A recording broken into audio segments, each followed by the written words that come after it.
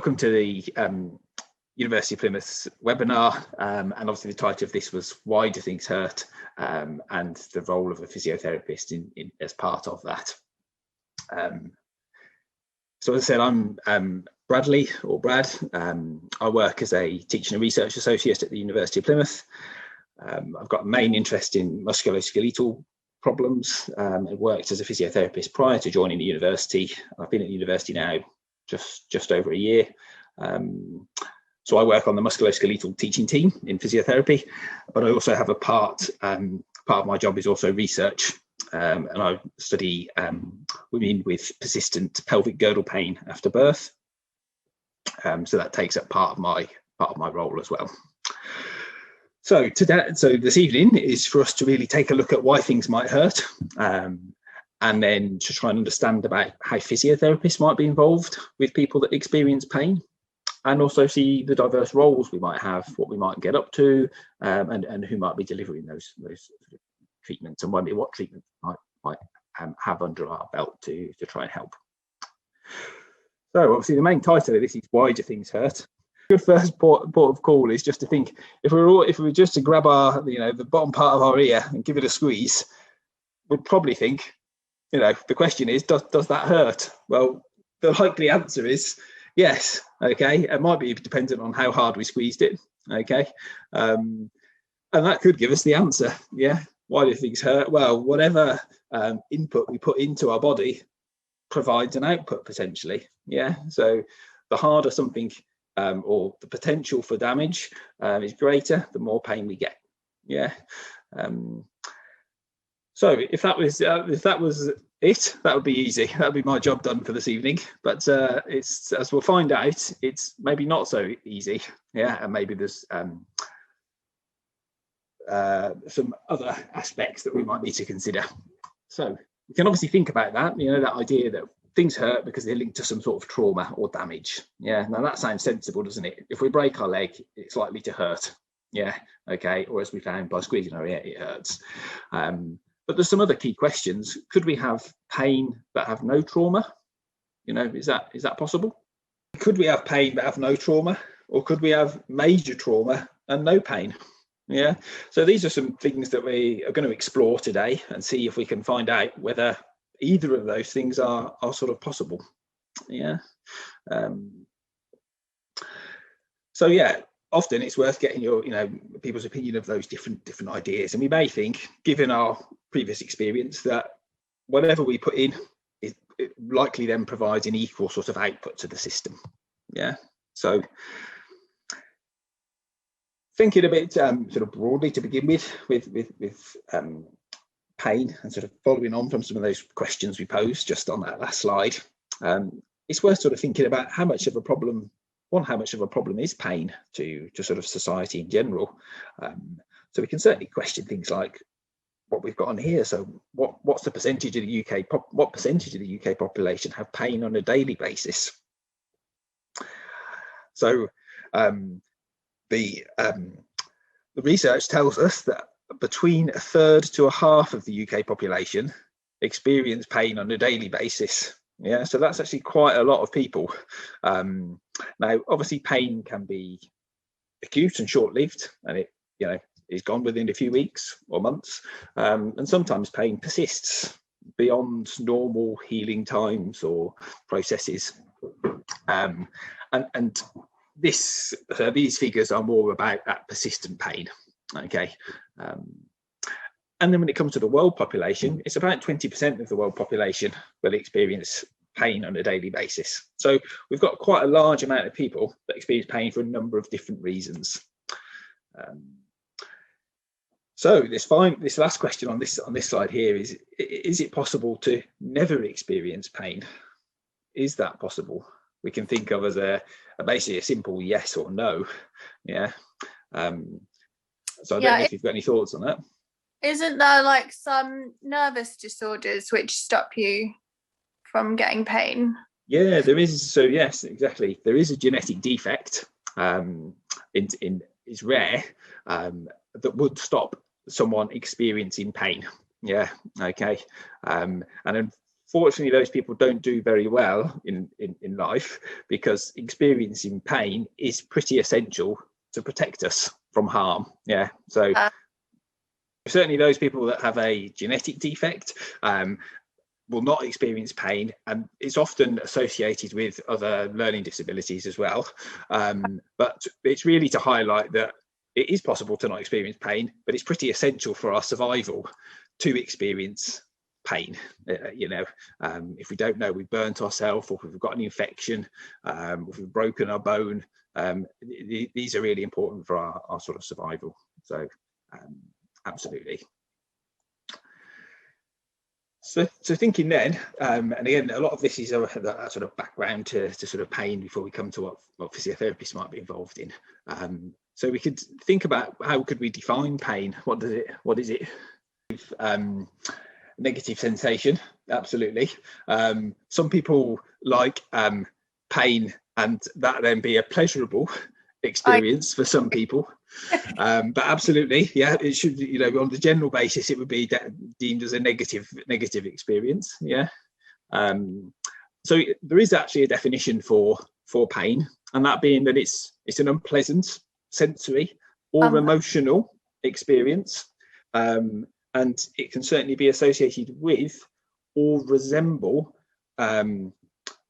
something associated with actual harm or even potential harm. Yeah, so it's quite a broad encompassing definition of what pain is. And coming to sort of how might it occur, pain?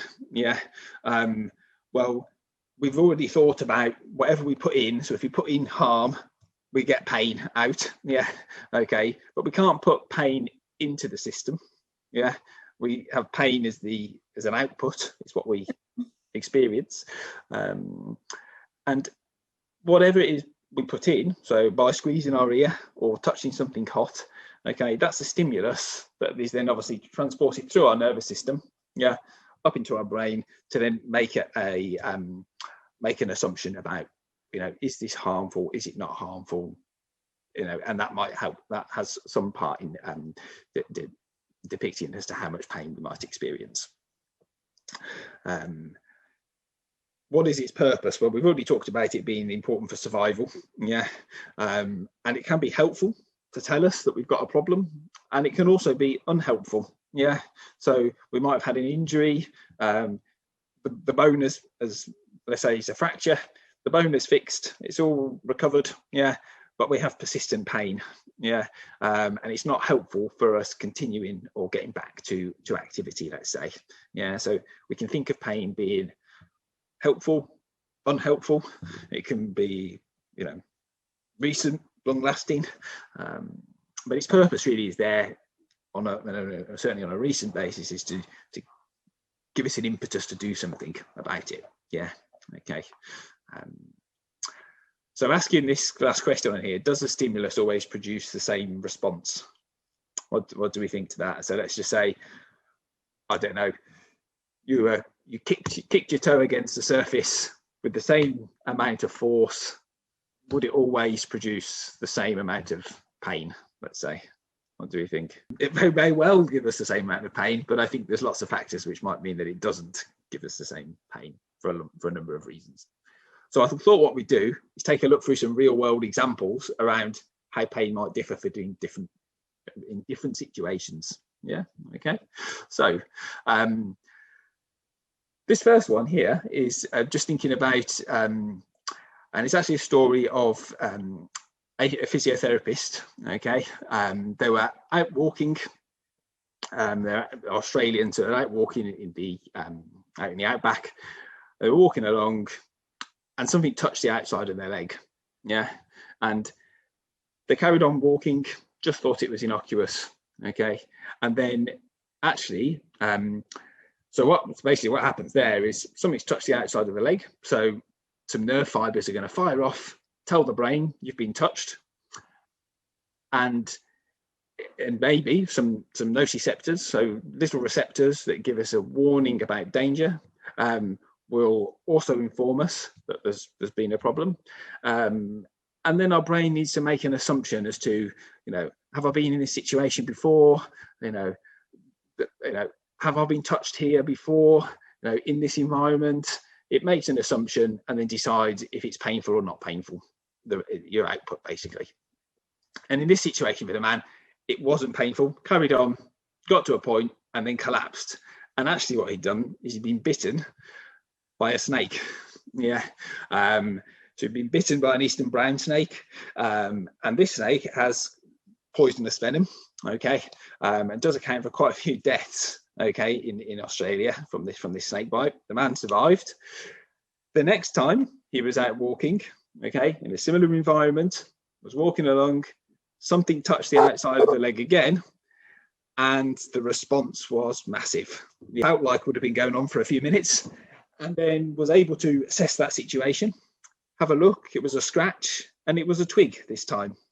So we've got two situations there, yeah, where one, there was particular noxious input. You've been bitten by a snake, but the assumption was that it was innocuous, so let's carry on. So the brain had managed, or the person had managed to filter out and rationalise what had just happened. But with prior experience, the output is very different. Yeah, okay. So there we can see maybe what we experience is a bit of a perception. Yeah, and we need us as a human to sort of go through and think about why might this be painful or not painful. So those are sort of one example particularly that demonstrates how pain may differ in different situations. Yeah, okay. Here's another one. We could ask, is this painful? What do we think? This may provide pain, or pain may be an output for some people and not other people. And this was actually a reported case from 1995 in the BMJ, where this was a builder who had jumped down off a ladder onto a nail. And obviously, as you can see from the picture, the nail had gone through the foot or through the shoe. And the person was in immense pain. Yeah, needed to be sedated to have it removed. Going anywhere near the nail was a problem. And when they removed the nail and took the boot off, it had gone between the toes and had not scratched the skin. Yeah, so this is a case where the perception of what might have happened or potential injury had produced a big response of pain. Yeah, but there was actually no tissue damage. So we can have major tissue damage or no tissue damage and a big pain response, yeah, from what we perceive to have happened to our body. Yeah, so there's sort of another example. Yeah, so we really need to think of pain being sort of a construct, yeah, that is an output from us, but we can't put it in. We can't put pain in, and I think we've sort of got that. So that's sort of the best way to sort of think about it. So if we think about that, it's a bit of this sort of nail through the boot is a bit of an illusion, really, yeah, to us or to the person that sort of experienced that. So we'll go on and have a look at maybe some illusions and see whether what we think we're seeing is actually what we're seeing. So first off, it's worth just thinking about, whilst we've sort of reflecting on what we've just sort of spoken about there, have we got any experiences where we've had a lot of pain, but the injury wasn't so big, or we've had a large injury, but actually the pain wasn't so great in it? And you can certainly think back to things like a paper cut. Yeah, okay, small injury, but can be pretty painful. Or, you've kicked your toe in the middle of the night. When you're feeling a bit under the weather, that's likely to be more painful than if you kick your toe in the middle of the day when you've had a good night's sleep and you're feeling well. Yeah. So there's lots of factors that might implicate why something might be more painful, let's say. So with illusions and this idea that pain being a perception of what is happening, yeah. These are some illusions that you may have already seen out on the internet. So the dress was sort of a viral internet image, with lots of people debating what colour the dress is. Yeah, and people may have different views on what the colour is, but it seems to vary between black and blue or white and gold. as for the dress. Yeah, and here what we do is really we make an assumption about how the dress is illuminated, and this seems to affect sort of which colours we see from it. Okay, so this produced a lot of talk on the internet, and is one example of a perception. Different people are seeing the same image but perceiving two different things from it. Yeah. Here's another one. Yeah. So does A and B look the same or different? And I think probably most people would say that they look different. Yeah, absolutely. But what happens if we look at it side on? No difference. No. So if I try to move now some of those parts, if A was to move over to B, that looks the same. Well, it did look the same. It looks different on the other one. Yeah. So when it moved across, but now they look different. What happens if we move B over to A?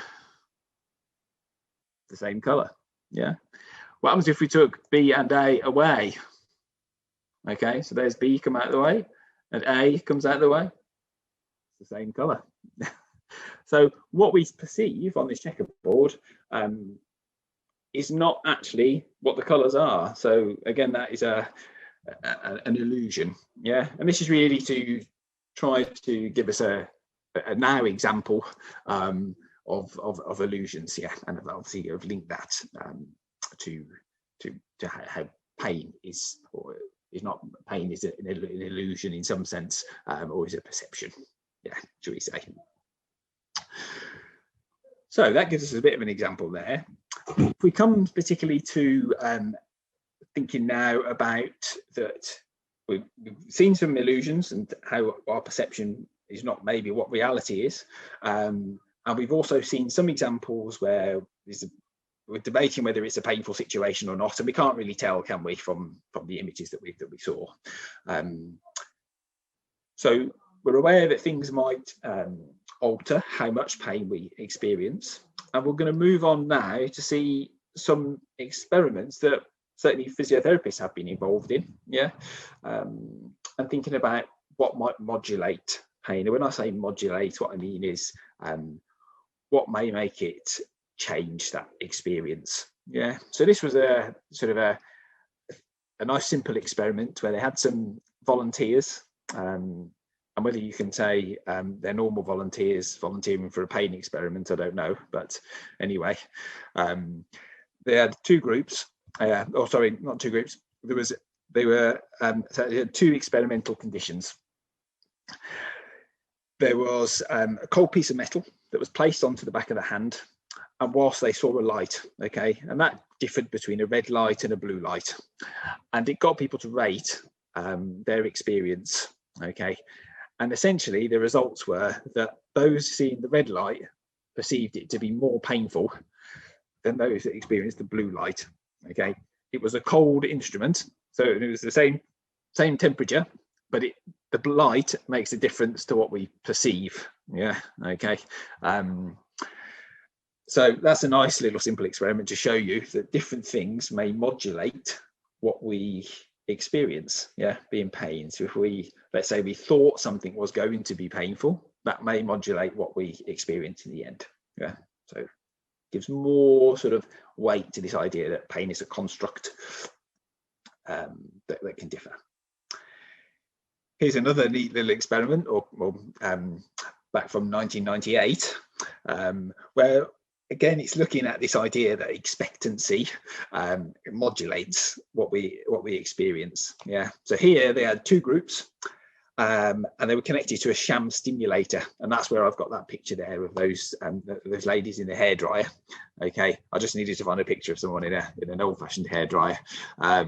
So there were two groups, each connected to this sham stimulator that was, and they were told that when they were in there, they were to expect a headache.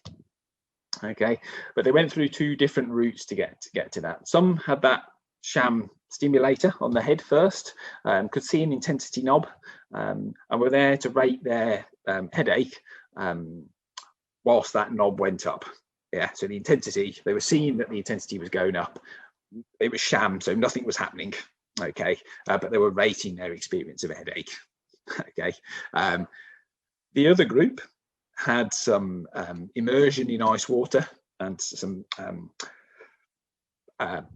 painful pressure on the skin, and then went into this sham stimulator and rated their pain again with the intensity knob going up. And those that were had this prior experience of something uncomfortable rated their pain more uncomfortable, or their headache greater, that way round. So therefore showing that sort of prior experience can alter even what we then experience. So certainly expectancy and cues make it different, make it the experience of pain different in different people. Yeah, and this is something that makes pain an interesting construct and thing that our patients will experience, and us, and is interesting to study and also manage. Yeah, so thinking, sort of reflecting on sort of what we've already seen, and again, the idea of this was to make it interactive, but sort of to think about what might affect why we hurt more sometimes and sort of not sort of other times. And given there's only one person here, I'm sort of don't mind sort of going through and just sort of running through some sort of reasons maybe why we might hurt more sometimes and sort of not others. So sort of things like low general health, or sort of generally feeling unwell, is likely to make us hurt more than if we were feeling well, okay, and didn't have any other health sort of complications. Yeah, if we're tired, things are likely to hurt more. So if we're not sleeping well, things are likely to hurt more. Okay, if we have low mood, that's not going to be helpful for us sort of managing painful events. Yeah, be that new or persistent. Anxiety or fear related to pain. If we've got a fear of something bad is going to happen to us if we move, then that might make movement hurt more, okay, because we're fearful of the outcome of what might happen. Certainly things like anger and frustration. Yeah, you can easily, you can well imagine having pain for a long period of time can make you quite frustrated. Other sort of psychological stressors, whether we've got a particular need to sort of experience pain, the time of day, whether we've got an ongoing inflammation already, and then we have something on top of that, that's likely to hurt more than it would be otherwise. So there's lots of different reasons why pain may hurt differently at different times, and I think that gives us what we've already seen about what we expect of something, and all these other factors may make pain different for different people. Now, obviously pain is complex, the topic, yeah, and it really differs between different people. So as physiotherapists, as we see different people that will come to us, we will see a great broad variety of people with pain for a number of different reasons, yeah, with lots of different factors affecting why someone might be in pain, and that's what makes it a challenge to manage, yeah, but also interesting as well, for us to sort of get our heads around, to try and manage that. And obviously physios, we play really a key role in managing people with pain, be that recent onset pain for a number of different reasons, or persistent pain for a number of different reasons. So we're certainly, physios will be involved in the active management of that, okay, either condition or pain on its own, but also in the research of it. So we've seen some studies where physios have been involved with, so we're clearly involved with looking at how we manage it, yeah, on a research basis. Some physiotherapists get involved in the sort of the basic science of pain, okay, but we're also, a big part of our role as physiotherapists is helping people to manage the situation, yeah, that they're in at the moment. And obviously it's really, this is a big thing to sort of try and get on top of managing or try and improve our management, given the massive cost that it comes to our economy. So persistent pain certainly costs the UK economy about £10 billion a year, and this will be through a range of different things, through health spending on it, through lost days at work, all make up that sort of figure. So sort of understanding how it works and what effects it has, are really important.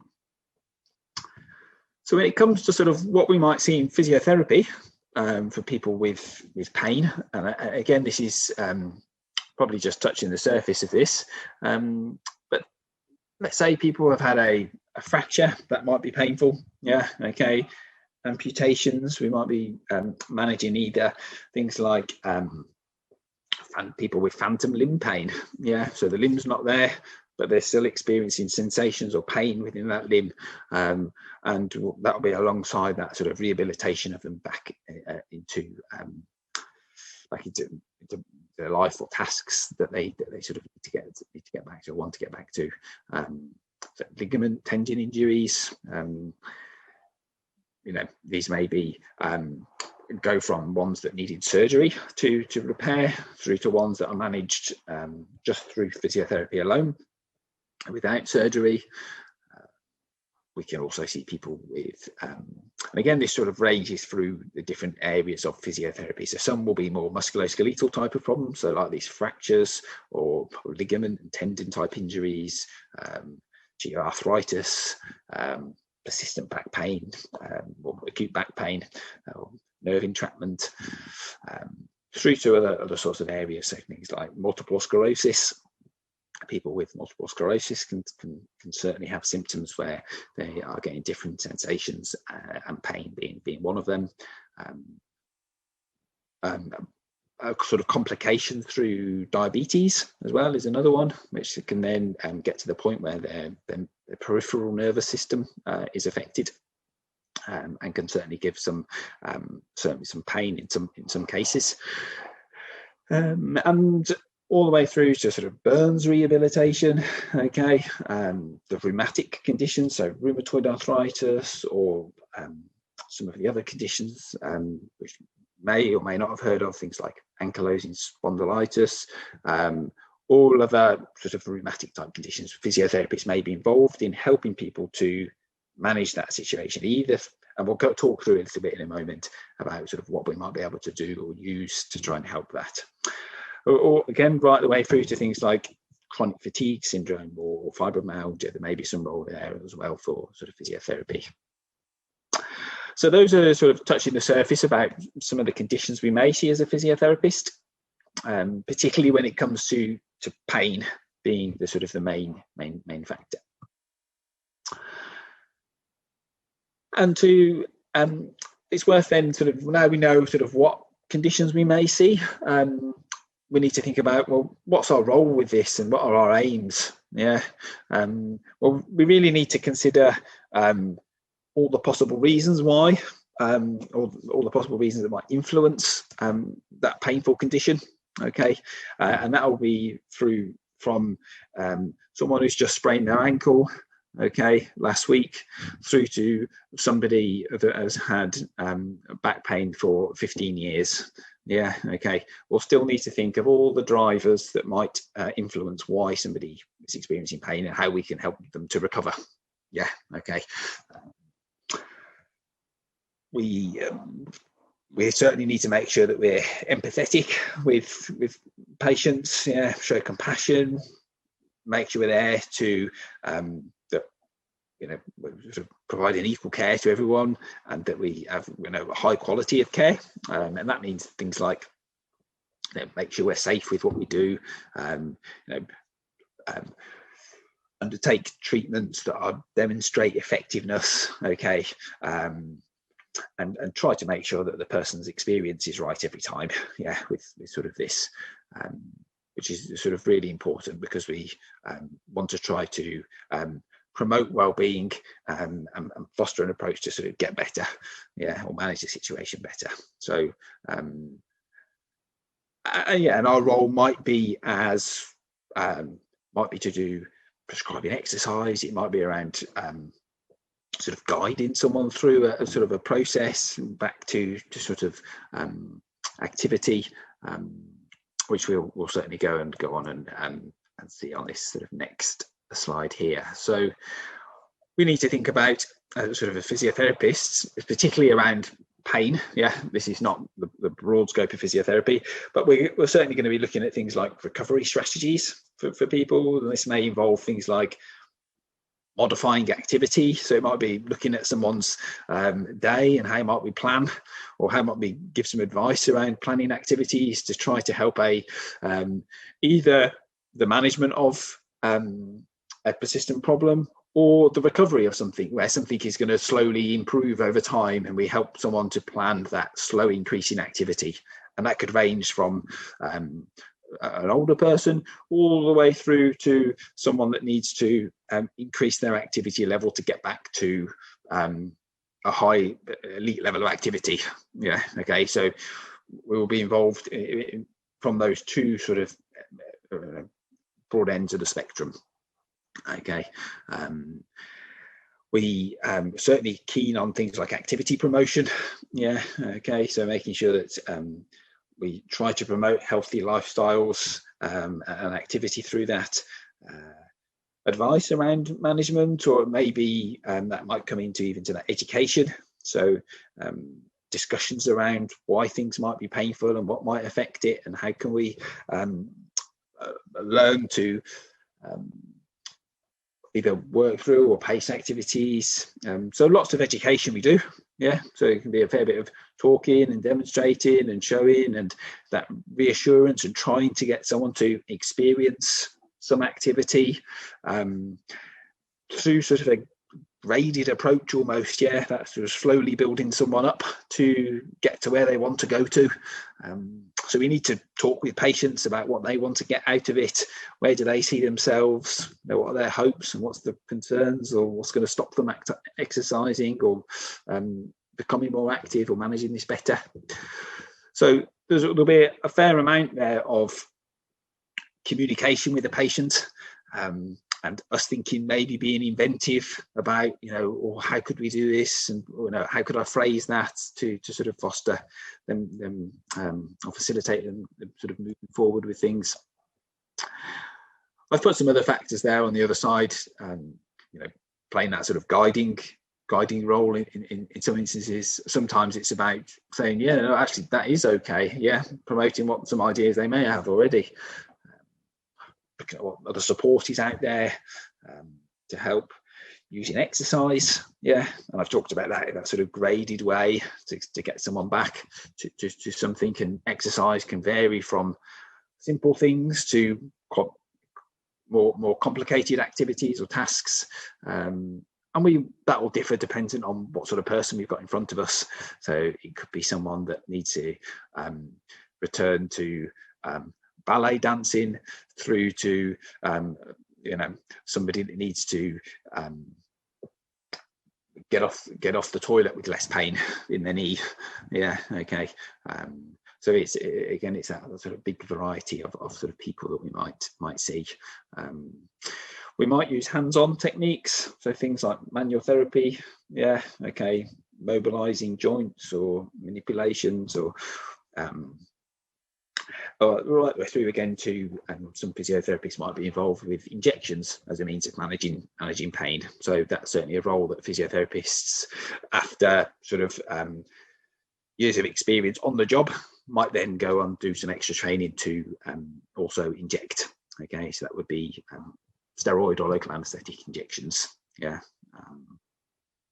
So we have quite a broad role, and we might see people from the beginning of their journey all the way through. We might see people that have had problems for a long period of time, and again for that wide range of different problems. Yeah, we may see people in outpatients all the way through to neurological physiotherapy, and again even through to sort of inpatients. So it could be post-surgery. You can be quite broad with this as to where we might see people that experience pain. Yeah. And again in range of settings. Yeah. So I've obviously mentioned all the people that we might see, that we might help be actively managing, but we might also see people in pain in sort of research environments. Physiotherapists are involved within research to try to help support people that might have persistent pain. So from my work, that's looking at how we might support women with persistent pelvic girdle pain. And we've seen from other sort of previously basic experiments looking at what sort of influences pain. And again, this really comes into the other parts on here, really the different environments we might work in. So yeah, military, sports environments, and we've sort of covered there a lot of inpatients as well that might be in pain through post-surgery or infections or traumas. So there's a great range there of sort of different areas we might see people. So that's this is sort of the final slide on here, and it's really just to have. I always think it's a good point after a talk to just sort of think about, one, did I learn anything, and certainly for these sort of webinar type series, is has it changed my perspective on sort of what we do or see as sort of physiotherapists, and that can be just a useful thing for yourself to reflect on after listening to this. So yeah, I hope, and again, this has been a sort of hopefully there to give you a good idea, or an initial idea around what pain is, what affects it, where are we involved as physiotherapists, and what sort of people might we see, how will we manage it, to give you that sort of broad basic understanding of sort of what we might get involved in. Okay. Yeah, these final slides are really just some links to the courses that we run on physiotherapy, and really just to show you that we, as a School of Health Professions, have a range of different physiotherapy programs, as you've seen with the undergrad, bachelor's, the integrated masters we do, which is the M-Physio program. And we also do the MSc as well, pre-registration. So pre-registration is not previously registered as a physiotherapist. The three at the top there are previously registered physiotherapists. We don't have an apprenticeship program at the moment on there, but it may be something that happens in the future. Other programs do, but physiotherapy doesn't. So, and that is the end of that webinar.